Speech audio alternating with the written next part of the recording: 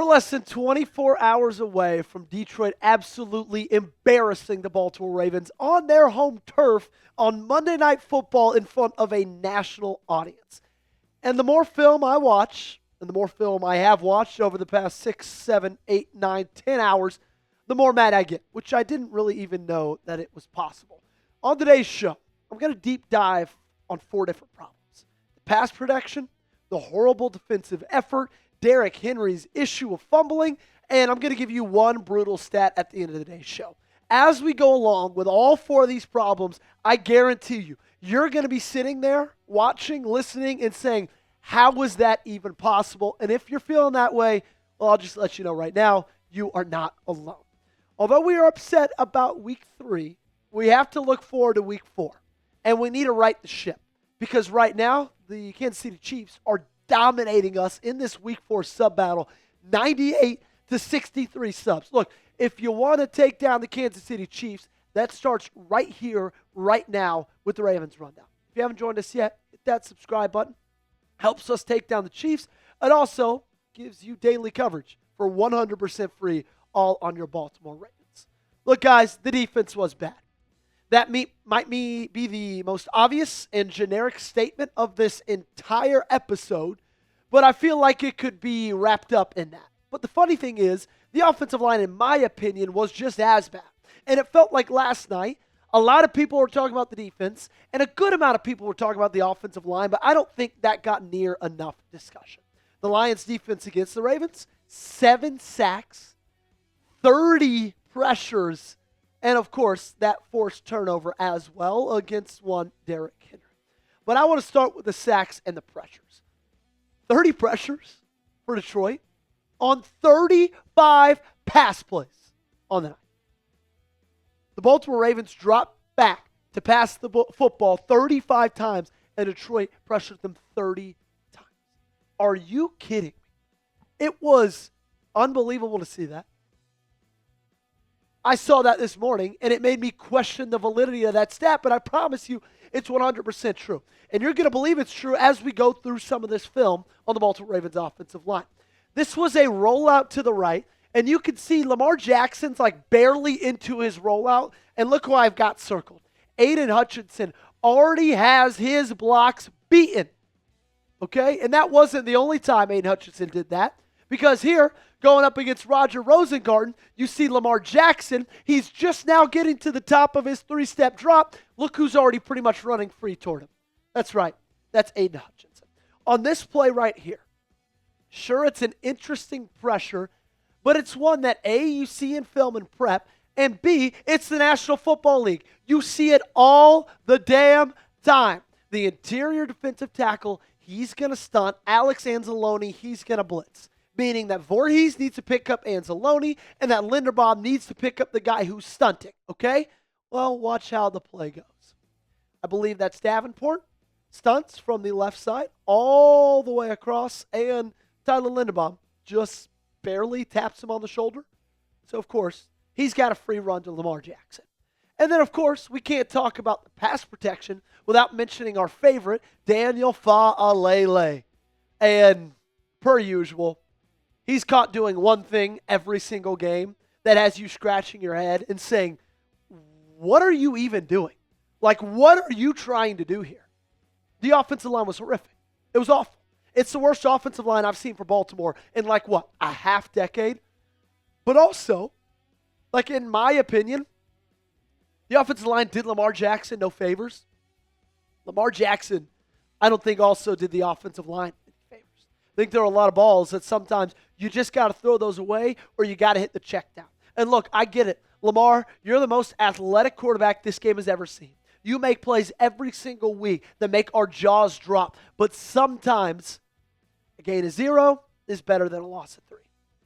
But I can't find myself being mad at Lamar because he has 141.8 passer rating this year. 10 total touchdowns, 0 turnovers through 3 games. So who am I to stand up here and say, Lamar Jackson, you're doing something wrong?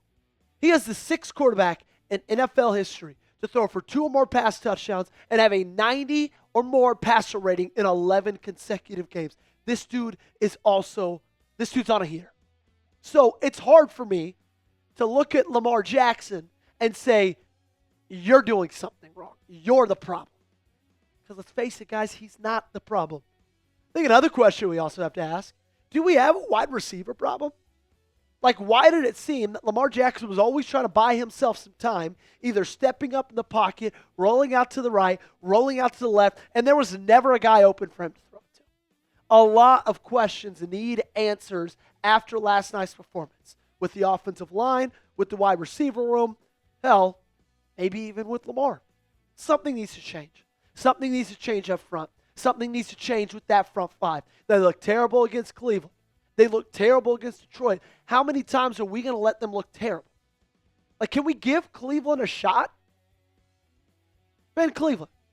But then also, do you want to give Ben Cleveland a shot? Because there was a goal line play he was in on, and he looked horrific as well. What's going to happen? What are they going to do? I've got a feeling they're just going to run out the same 5 guys as they always do. Because maybe Ben Cleveland got his shot, and he didn't look good enough. Do you think Ben Cleveland should start against Kansas City? Give me a yes or a no in the comment section down below. Got a big matchup against the Chiefs on Sunday. Got to get things figured out in the front 5 before that. You let me know in the comment section. Alrighty, now let's talk about the defense. We've talked long enough, about 6.5 minutes on the offensive line. Now we got to talk about the worst part of this football game. Did you know that the Baltimore Ravens missed 20 tackles last night? 20. 2-0. Okay? And did you know that after week 3, the Ravens rank last in total defense, allowing 415 yards a game? There is a stark contrast between last year's defense and this year's. Last year sucked in the beginning, but it was only against, the passing offense. They couldn't cover anybody. Teams could throw all over the yard, but teams couldn't run. That's the difference this year. Teams can do both. And when you do that, you let up 415 a game. They've allowed 97 points in 2025 through 3 ball games. 97. Up there with the Dolphins, the Titans, the Bears, and the Jets. If you're ever on a list with the Bears, Titans, and Jets, I think Roger Goodell needs to make it a rule that your head coach and maybe everybody on your coaching staff deserves to be fired. Maybe you should just be relegated to the AFL if you find yourself on the same list as the Dolphins, Bears, and Jets. No offense to producer Gage. I'm not done. Believe me, I'm not even close. PFF grades came in. Travis Jones, 26. Roquan Smith, barely under 28. Kyle Hamilton, this one pains me the most, 29.3. That's like, I want to have a heart attack after reading that. Broderick Washington, 30. Marlon Humphrey, 30.1. But hey, thank goodness he all made us laugh on Twitter this morning, right? What a funny video Marlon Humphrey put out after putting out a 30.1 PFF grade. All those players, if you combine their cap hit, $44.5 million. That's 40% of the defensive payroll. For 5 guys who barely combined to have a PFF grade over 110. $44.5 million of that cap hit goes to those guys. It's a joke. It is a joke. Through 3 weeks, he got 3 sacks. That is a joke. Like last year, this defense was bad, right? Especially the first 11 weeks. But you could count on 2 things. Stopping the run, occasionally getting to the passer. You can't do that anymore. Not in 2025, you can't. Pass rush win rates for your 6 best pass rushers. Odafe Oweh, 17.6. Travis Jones, 13.3. Anais Peebles, in 12 snaps, you read that right, 0.0. Mike Green, yikes, 4.2. Roquan, 0.0 on 7 pass rushing snaps. And Tavius Robinson, 5.6. That would be dead last. All of those guys combined and averaged out would be dead last in the NFL. Forget what you know of the old Ravens. Forget it. Get it out of your memory. It's not a part of this franchise anymore. Sure, you used to have Ed Reed. You used to have Ray Lewis. You used to have Suggs. You used to have these guys who you knew were going to be physical. They were going to be tough. They were going to give you 100% every Sunday they lined up on the ball. That's not this team. It's not even close. They got taken to the woodshed by Detroit.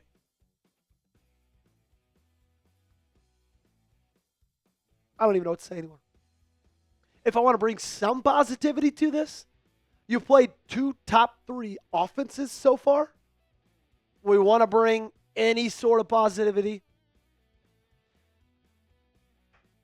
Like you played the Bills and Lions. Those are 2 really good teams. You're going to let a lot of points. So maybe you can take that with you as you have some water cooler talk at work. Some good news, though. My sister is having a baby. Very, very exciting.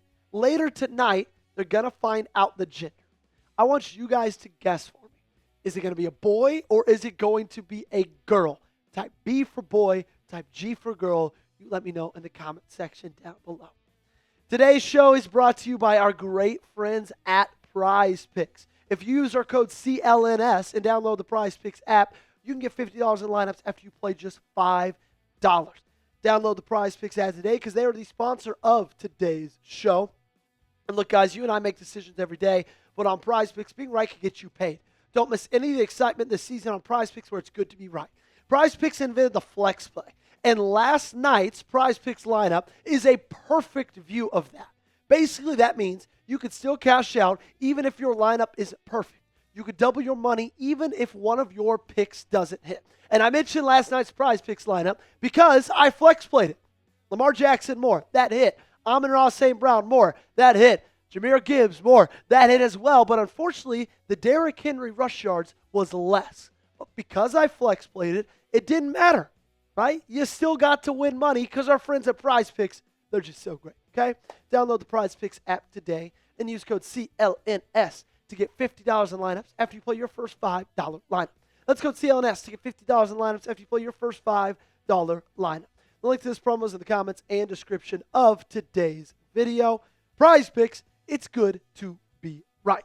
We thank our friends over at Prize Picks for making today's show a possibility. All right, now it's time to talk about Derrick Henry. What the hell is going on with him, man? I'm sick and tired of it through the first 3 weeks of the season. Before he got to Baltimore, he had 17 fumbles with the Tennessee Titans on 2,120 touches.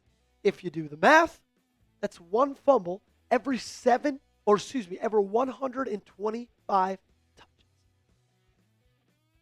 The year before he came to Baltimore, 0 fumbles on 308 touches. So far in 2025, 3 fumbles, 43 touches. That averages out to 1 fumble every 14 times that the football has been in his hands this year. Something has to change. Something has to change when it comes to Derrick Henry and his ball security. Because they're happening at the most inopportune times as well. Fourth quarter against the Bills, you got a lead. You're up 8 points. Fumbled. They score. They tie it. Well, now it's week 3. You're down 4. But you got a chance to score and take the lead late. Derrick Henry, fumble. Fumble. I don't think he's washed at all. And I said that in my video that came out this morning. I don't think so.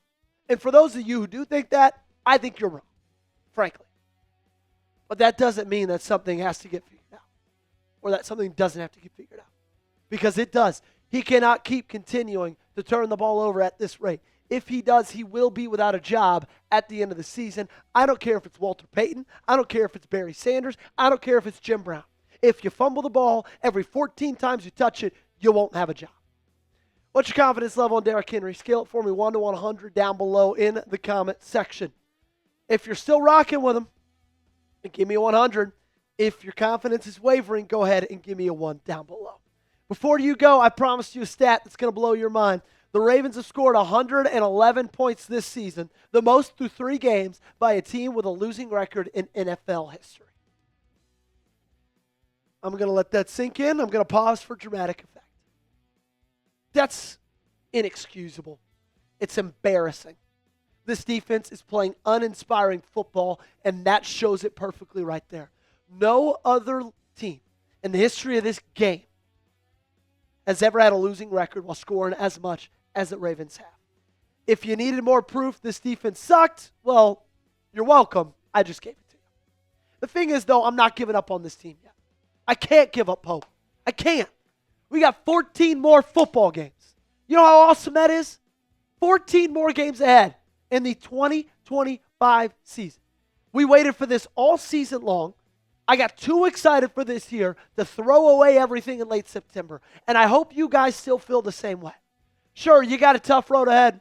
You got to go to Kansas City. Then you got to play Houston, although that matchup might look a little bit easier. And then you got to play Los Angeles. Still got to play Minnesota, Cincinnati twice, Pittsburgh twice, New England on the road, New England at home, Green Bay on the road. Like, you don't have an easy road ahead of you whatsoever.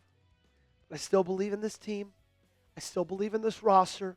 And while that might bite me in the ass at the end of the year, I'm going to look at you right now, September 23rd, year of our Lord 2025, and say, I'm not giving up yet. I'm not. And I hope you don't either. Make sure you got me followed on social media. You can find me on Twitter. Find me on Instagram at Joey Peterson8 on both those platforms. Make sure you subscribe.